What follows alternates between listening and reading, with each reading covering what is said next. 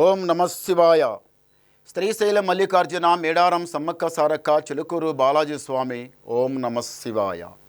గోపురం టీవీ చూసే వాళ్ళ ప్రేక్షకులందరికీ నమస్కారం. నా పేరు రామ్ శాస్త్రి. చిలుక జోష్యం అంటే అండి ఆ కాలంలో ఉంది, ఈ కాలంలో ఉంది, ఇక ముందు గుడిక నడుస్తుంది. చిలుక జోష్యం అంటే నిజముందండి, నమ్మండి, వినండి. మార్చి నెల అంటే ఉగాది కొత్త సంవత్సరం.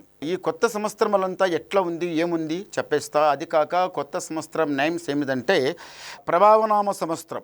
ఈ ప్రభావనామ సంవత్సరానికి 12 రాశుల మీద, ఈ రాశి మీద గురుబలం ఎంత ఉంది, ఈ రాశి మీద శనిబలం ఎంత ఉంది, మంచి ఎంత, చెడు ఎంత, ఈ ప్రభావనామ సంవత్సరంలో ఏం జరుగుతుంది, ఏ టైం ఎప్పటి నుంచి కలిసి వస్తుంది వినండి, చెప్తాం. చూడండి, ఒకటి చిలుక జోష్యం అంటే చిలుక జోష్యమైనా, ఏ శాస్త్రమైనా, ఏ పంచాంగమైనా, ఏ పురాణమైనా, ఏ గణితమైనా, ఏదైనా కానీ ఒక్కటి ఏమిటిదంటే కొంచెం నమ్మాలి, ధ్యానం పెట్టాలి, కొంచెం వినాలి. పొద్దుగల లేచి సాయంత్రం దాకా మేము ఎన్నో పనులు చేస్తాం. పొద్దుగల నుంచి సాయంత్రం చేస్తాం కానీ ఒక్క 10 నిమిషాలు, ఒక్క 5 నిమిషాలు ఒక్కసారి జ్యోతిషం దిక్కు కొంచెం ధ్యానం చేయండి. ధ్యానం చేస్తే చాలా బాగుంటుంది. చెప్తాయినండి. మార్చి నెల 23 నుంచి 29 వరకు ఈ గురుబలం, ఏ రాశి మీద గురుబలం ఎంత ఉంది, ఏ రాశి మీద శని బలం ఎంత ఉంది, మంచి ఎంత, చెడు ఎంత చెప్తా వినండి. ఈ చిలకమ్మ ధనుసు రాశి వాళ్ళ జ్యోతిషం, ధనుసు రాశి వాళ్ళ భవిష్యవాణి, ధనుసు రాశి వాళ్ళ గణితవాణి. చిలకమ్మ ధనుసు రాశి వాళ్ళ శాస్త్రం ఎట్లా ఉంది, ధనుసు రాశి వాళ్ళ భవిష్యవాణి, ధనుసు రాశి వాళ్ళ గణితవాణి. వావ్.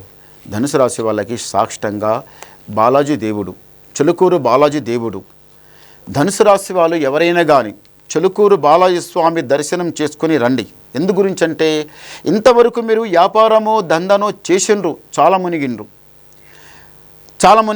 కానీ ఏదైతే మీరు దందా చేసి, వ్యాపారం చేసి, బిజినెస్ చేసి ఎండ్లయితే మీరు లాస్ అయ్యి సాలరా నాయనా ఎంత అంతో అప్పు తీసి నెత్తి మీద పెట్టుకొని ఈ దందల లాస్ అయిన మనీ మళ్ళీ అది వెళ్ళి పక్కకు జరిగిన తర్వాత మళ్ళీ ఏదో అది ఇది చేయాలనుకుంటారు. చూడండి, అలా చేయకండి. ఎండ్లయితే మీరు లాస్ వచ్చిందో, ఎండ్లయితే మీరు దందా చేసిండ్రో మళ్ళీ అందులోనే వెళ్ళండి. మీరు తప్పనిసరిగా మీరు పైకి వస్తారు. చాలా బాగుంటుంది, మంచిగా ఉంటుంది. పై మెట్టు ఎక్కుతారు. పెద్దలు ఏమన్నారు, ఏడైతే పోగొట్టుకోనుకున్నారో ఆన్ని పోయి ఎత్కండి అని చెప్పిండ్రు. మీరు కూడా ఏదైతే దందా చేసి లాస్ అయినరో మళ్ళీ అందులోనే వెళ్ళండి. మీకు చాలా లాభం అవుతుంది, లుక్సాన్ కాదు.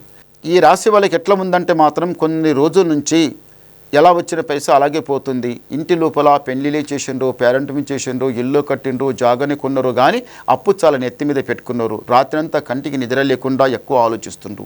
ఎలా బతికిన వాని ఎలా అయిపోయింది, అప్పు తీరాలంటే మిత్తికి మిత్తి వడ్డీ ఎలా తీర్పాలి, ఇదంతా ఎట్లా తీర్పాలి, ఇచ్చినోడేమో గొంతు మీద కత్తి పెట్టినట్టు మాట్లాడుతుండు.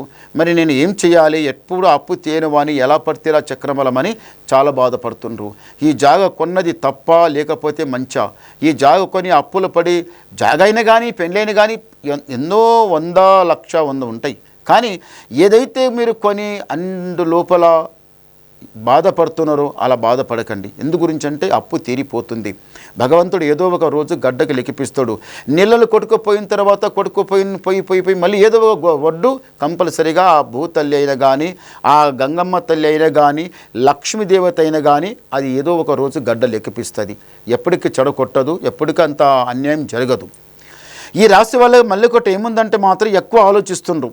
ఈసారి రియల్ ఎస్టేట్ చేసినా లేకపోతే ముందల ఏ దందా అయినా కానీ, ఏ పనైనా కానీ నేను పైకి రాకపోతానా, నేను పై మెట్టు లెక్కకపోతానా, నలుగురేమో ఒక లెక్క పైతే నేను ఒక లెక్క ఉన్నా, మరి నేను పైకి వస్తానా లేదా అని అనుకుంటున్నారు కదా.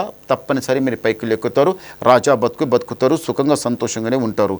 ఈ రాశి వాళ్ళకి ఏముందంటే మాత్రం గురుబలం చాలా బాగుంది. ఈసారి శని బలం చాలా తక్కువ ఉన్నది. మంచి జరిగే టైం దగ్గరకు వస్తుంది, తొందరపడకండి. ఈసారి శ్రీమన్నారాయణ 7 కొండల మెట్లు మీరు లెక్కితే చాలా బాగుంటుంది. మళ్ళీ ఒకటి ఏముందంటే మాత్రం మీకు కోపం తాపం ఉండవద్దు, నిదానం ఉండాలి, చాలా బాగుంటుంది. పెద్దల సేవ చేస్తారు, పేరు సంపాదించుకుంటారు, రాజా బతుకుతారు. ఇంటి మీద కాలకంటక దరిద్రం చాలా చెడ్డగా సతాయిస్తుంది.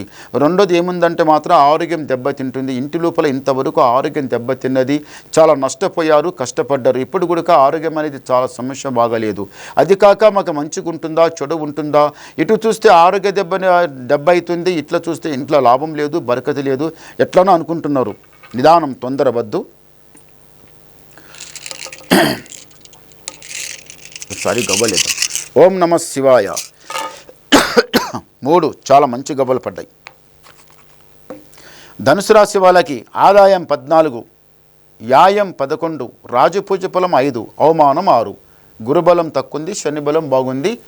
ఈసారి బాగుంది. మళ్ళీ మీకు ఏమైనా డౌట్ ఉంటే నాకు ఫోన్ చేయండి. నమస్కారం.